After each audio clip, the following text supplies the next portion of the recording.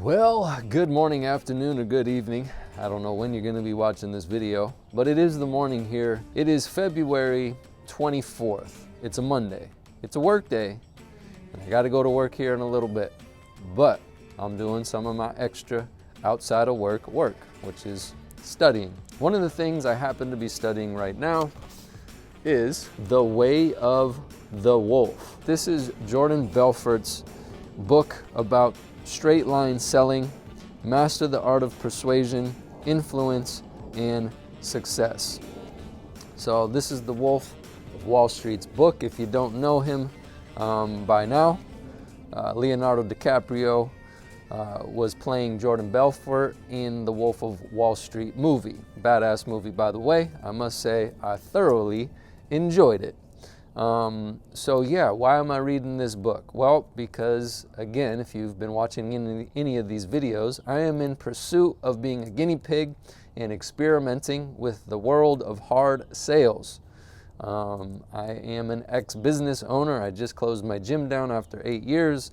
I'm in debt, especially to the IRS, and I'm less broke than I was, but I would still consider myself to be broke as a joke. Yeah, there's a lot of other things. I made like a brief general inventory video about the bottom that I've been in, that I'm climbing out of. And I'm just documenting what it's like to start my life over at 38 years old, and starting over from scratch. I've been a coach in Los Angeles for the past 15 years. I feel very confident in that craft. As far as weight loss, as far as nutrition, as far as strength training, movement, mobility, XYZ. I've done it so long, I need to put that on pause. I will get back to that and help people with that if they do ask for that kind of help or that service. I'm definitely down, but right now that is on pause.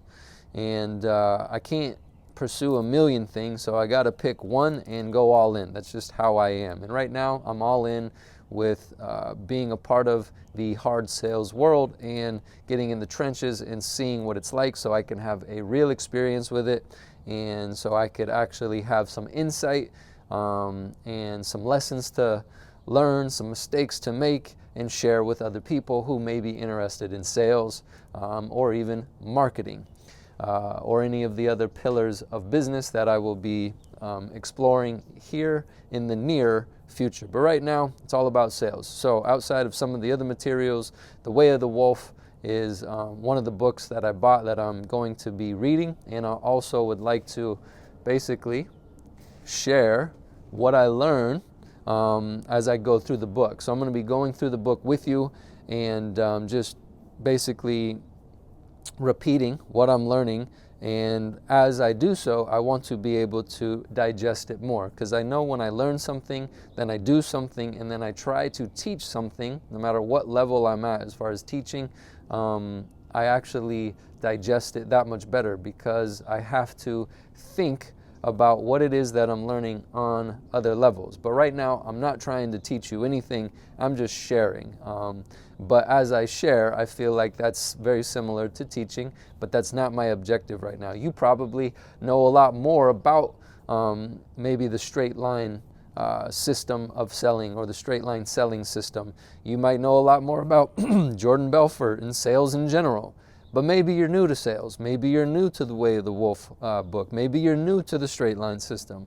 So I'm just sharing some of what I've gone through so far, and I've only got to, let's see here, page, boom, boom, boom. It looks like page 31. So I've gone through chapter 1. I'm up to the second chapter, which is on page 31, and that's inventing the straight line. So before he gets into the invention of the straight line, we have started off with cracking the code for sales and influence. That's what I've read so far. That is chapter 1. And I just wanted to share some of the things that Jordan has broken down, and I'd like to maybe add to it with sharing a little bit of a story on a purchase that I made lately and see if I can bring this to life a little bit more. So in the first chapter, he talks about the 3 10s. And the 3 10s are all about what needs to happen in the prospect's mind in order for them to say yes. And the 3 10s deal with certainty, either absolute uncertainty or absolute certainty. And he bases this off of a scale from 1, which is absolute uncertainty, all the way to 10, which is absolute certainty. So once again, what needs to happen in the prospect's mind in order for them to say yes? How do we answer that question? Well, we can answer that question with the 3 10s. And there's also another section of chapter 1 that I'd like to break down, and that's going to be on the 2 types of certainty. So right now, the 3 10s are 1 being the product, idea, or concept. So I would have to help my prospect get from absolutely uncertain to absolutely certain in regards to my product will help them with their pain or solve their problem, or the idea or the concept that I'm selling will help them solve their problem or their pain or whatever it is they desire or want help with. So that's number 1. Number 2 is they need to become absolutely certain that they trust me and that they connect with me. So again, on a scale of 1 to 10, where do they fall? 1 or 10 or somewhere in between. And we got to get them as close to the 10 as possible in trusting me and connecting with me. And number 3 of the 3 10s is the prospect must trust and connect with the company. So 1 is they must be absolutely certain about the product, idea, or concept. 2 is they must trust and connect with me. And number 3 is the prospect must trust and connect with the company. And now I'm going to do a little bit of paraphrasing and reading some of the quotes, or they are quotes, it's just his words that I wrote down as far as some of my note taking. No matter the product I'm selling, whether my prospect walks in my door or answers my cold call or clicks on my website, they will always enter the encounter with a preconceived notion about me, about my product, and about the company I work for. So what we're working on in the sales process is we are working on building what he calls massive certainty. And a couple other side notes that I really liked is every sale is the same. And I've heard Jordan talk about this on some of his videos on YouTube. And that got me to think, and I wanted to know why every sale is the same. And that's, excuse me, partially what got me to buy this book. I wanted to go deeper into that concept and deeper into the straight line process. So every sale is the same. And that's something he said that eventually came up in his mind through some of the experiences he was having. And if you watch the Wolf of Wall Street movie, you'll be able to see that, or you could go out, buy the book, and listen to the story he tells about how he came to that conclusion that every sale is the same, and how that's been one of the biggest game changers, or what's helped him crack the code, so to speak. So despite all the differences, like individual needs, objections, values, pain points, etc., the same 3 key elements must line up in the prospect's mind before you, if you're doing the sale, or me, before I have a shot at closing them. What are the 3 key elements? Well, again, they're the 3 10s. It's all about creating absolute certainty, whether it's the product, idea, concept, trusting me, or trusting the company. Now, the last note I took on this section is if I can create the 3 crucial elements in a prospect's mind, I have an excellent shot at closing. Conversely, if even one of them is missing, I basically have no shot at all. And that's to quote Jordan. So yeah, this was the first section that I've been wanting to keep in my mind as I study the scripts that I'm going through right now, and as I go through the 2-week training period that I'm in currently So this is helping me to understand what exactly needs to happen in order for me to allow somebody to say yes for themselves and begin the process of transformation, meaning solving their problem or their pain. All right, the next section that I really enjoyed was where he talks about the two types of certainty and how not all certainty is the same. So every sale, whoop, almost dropped the pen there. Every sale is the same is what he's teaching and sharing, but not all certainty is the same. So the two types of certainty are one, logical certainty, and two, emotional certainty. And that's what I'd like to share a little bit of a story about in terms of a purchase I just made and how both of these types of certainty were in play in my life. So one, again, to quote him on logical certainty. So one is logical certainty, which is the intellectual level of decision making, or saying yes or saying no.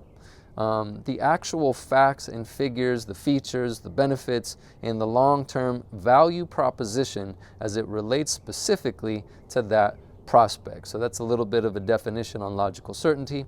And then number two, the second type of certainty, emotional certainty, painting my prospect a picture of the future where they've bought my product and can see themselves using the product and feeling good as a result of it. So as I've been going through working on some of the scripts that I'm currently memorizing and practicing, a big component or proponent component of it is the painting of the picture. Because as we go through the sales process, we do some uncovering and some discovering of the problems, the challenges, the obstacles, the pain that the prospect is encountering and struggling with. But we don't want to stay there. So it's this toggling back and forth between the pain and the problem over into the solution and the end result of how that is going to feel.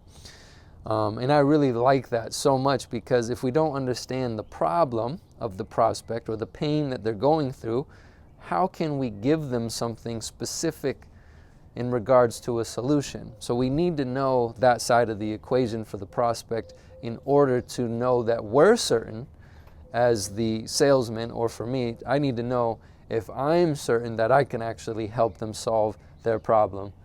Have a good day, dude. Peace. See you later. Yeah, boy, some videos.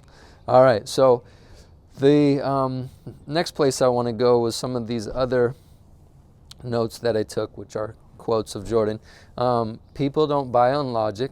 They buy on emotion and then justify their decision with logic. Once again, people don't buy on logic. They buy on emotion and then justify their decision with logic. Now, if that ain't true, goddamn, I don't know what is true. It's so true for me. Objections are merely smokescreens for uncertainty for one or all of the three tens. And then the last note that I wrote down next to it, this is a key point that is so important for me to feel good about the sales process. The straight line serves both the prospect and the salesperson to be honest and forthright with each other during a sales encounter, and that anything else is a complete waste of time. And I'll add to that, a complete disservice to both individuals, whether it's me, the salesman, or whether it's my prospect. I won't be able to lay my head down on the pillow at night and feel good about myself and what I've done and feel good about the transactions that I've made with anybody who is coming to me for any product, service, concept, or idea and wanting help with or a solution to their problems. Honesty and forthrightness is a must in the process of sales for me. So I'm very happy that that was how he actually, I believe, ended chapter 2. So how has logical certainty and emotional certainty played a role in a purchase that I've made lately? Well, unfortunately, I have to get Invisalign. I've had braces when I was younger, did a great job, lined things up pretty good, but I didn't wear my retainer. Why? Because I'm an asshole and I didn't follow through on my end of the deal. Meaning my teeth over the past however many years, since I was like 15-ish, let's say, maybe even like 13, 14, I don't know, somewhere around that age. I'm 38 now, so it's been a long ass time.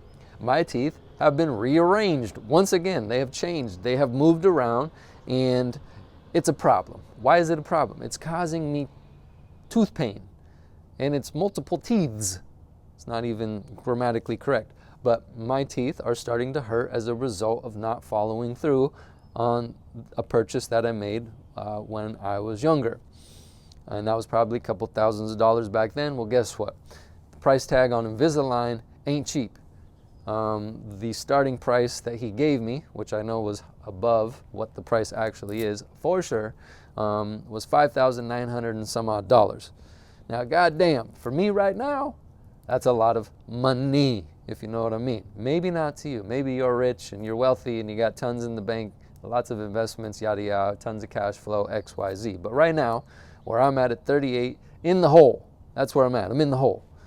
So $5,900 is a lot of goddamn money. And there is no way in hell I will be saying yes to that sale unless I am absolutely certain that what this doctor is offering me can solve my problem and my pain. So I did a little research, went on Yelp, went on Google, and I started looking for who sells braces and does that whole type of thing. Who has braces and Invisalign, and what kind of braces are out there nowadays? Are there any improvements? And what's better, just straight up hardcore bracket braces or Invisalign? So I did my research. Guess what? That's the logical certainty, the intellectual process that someone like me needs to go through in order to decide on who the hell I'm going to go see. So guess what? I found this person, and as I read his reviews and I looked at some pictures, I was able to intellectually digest picking up the phone, calling, and making a consultation. And they also offered a free consultation. Free or speed, that's where it's at. So that's what got me to walk through the door. And my hope was that it could solve this pain. It could help me feel better. So that was the emotional side. But I made this decision pretty much purely and mostly on logical certainty. Then I show up into the facility and they do some assessments. They give me like a 3D scan so they can see exactly what's going on.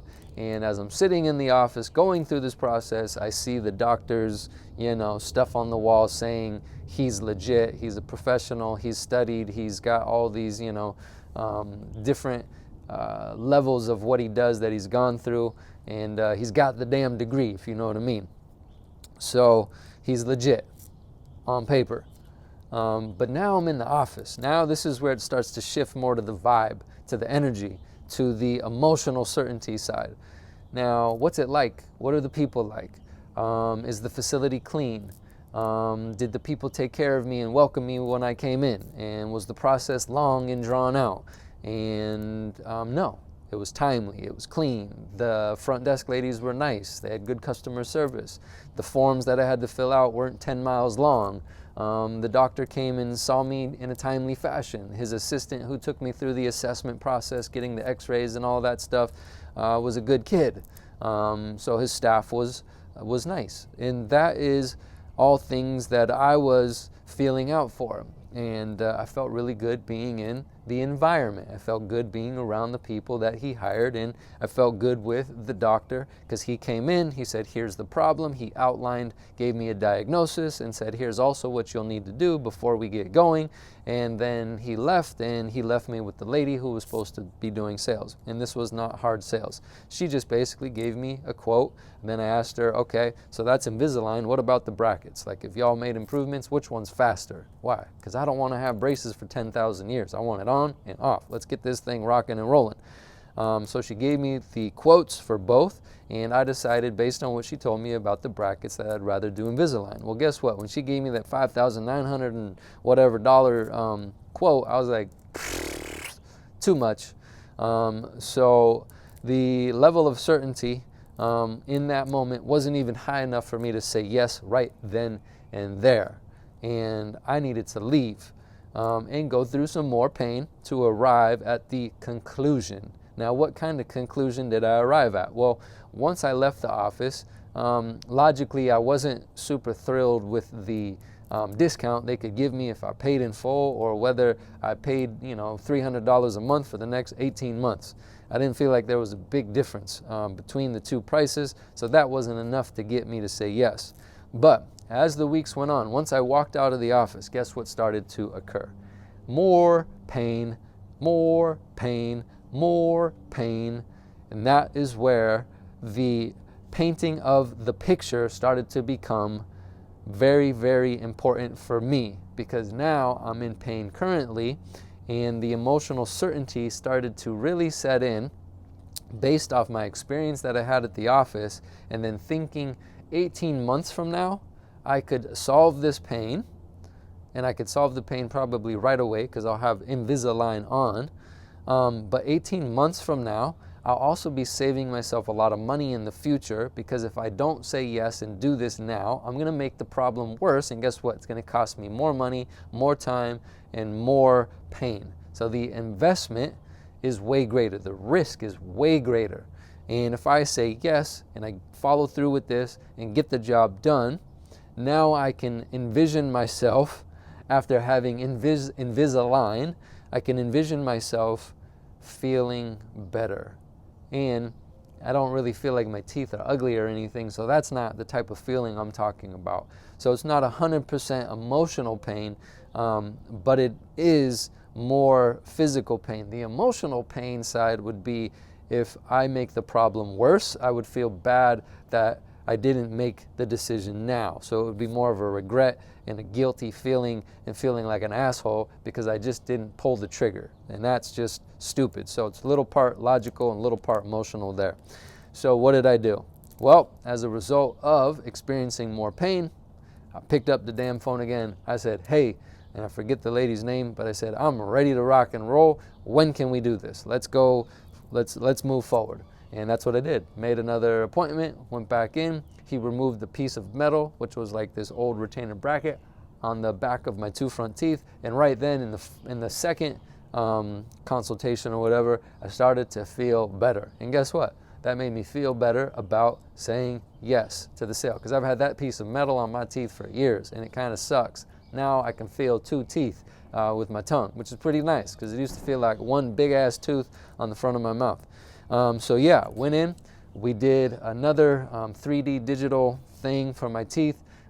We did another set of x-rays to make sure that we have all the things that we need to have the best outcome. So again, by the doctor doing the re-evaluation, taking the piece of metal off my teeth, I was even more certain and felt even better about getting the Invisalign. So I haven't got it yet. I did make a payment, and in about 2 weeks from now, not this Monday, actually, yeah, 2 weeks, no, almost, yeah, a week from now, I'll be back in the office, and that's when he will be putting the Invisalign on. Now, something that could make this type of sale very challenging is there is a delay in value, or there is a delay in me feeling better. It's 18 months. But guess what? The pain that I've been in is way greater than the duration of time that I have to go through. And yes, my teeth will be in pain as I get different Invisalign, I don't know what you call them, retainers put in every week or every 2 weeks or something. So yes, I'll be going through pain in the next 18 months. I'll be looking like a kook, in my opinion, wearing these invisible braces, but you can still see them when you get close to people. Come on now, it ain't invisible. It's about as invisible as you can get, but it ain't invisible. So yeah, there is pain I'll be going through, and there is a delayed value, but it still doesn't matter. I'm willing to go through all of that to get the picture of the future, for that to be fulfilled. So I guess I'll leave on that. There are the three, I'll just recap. There are the 3 10s as far as certainty is concerned on a scale of 1 to 10. And the certainty has to be in regards to the product, the idea, the concept, trusting me and trusting the company. And then the other is the 2 types of certainty, which I tried to share a story about based on my experience making a purchase lately, which is logical certainty and emotional certainty. So logically, everything lined up, and then I needed to have the emotional side line up for me to get to the side of saying, yes, I'm ready to follow through with, I think with the sale, not the sale, it's bullshit. The price I paid instead of $5,900 was $5,000, or $5,900 down to $5,553. So it wasn't a money issue. I didn't have, I mean, when I first heard that, I was like, yeah, it's the money. But no, I just wasn't emotionally certain enough for the money to not really matter. The result at the end of the day is what truly matters to me, being the prospect in that sales process for that service and product. So I'm going to continue sharing more of The Way of the Wolf by Jordan Belfort. These are his teachings that he has put down in his book. I'm just trying to share what I'm learning from him as I go through the book from start to finish. So this is going to be video 1 of the straight line selling system. So I can't wait to digest more of the straight line sale. And I'm curious to see if it will help me in the process of helping others. If you want to keep this discussion rolling, throw some lines down in the comment section. If you want to talk about sales or your experience with straight line selling, I'm open to hearing you out and seeing what you have to say based on your experience. Has it helped you? Has it not helped you? Do you believe in it? Do you not believe in it? Do you know of other things out there that are freaking amazing as far as things that you've come across in studying sales and applying the art of sales? So yeah, if you have any insights or you have any questions, feel free to let me know. And in the next video, we will continue to dive deeper into the way of the wolf. Peace.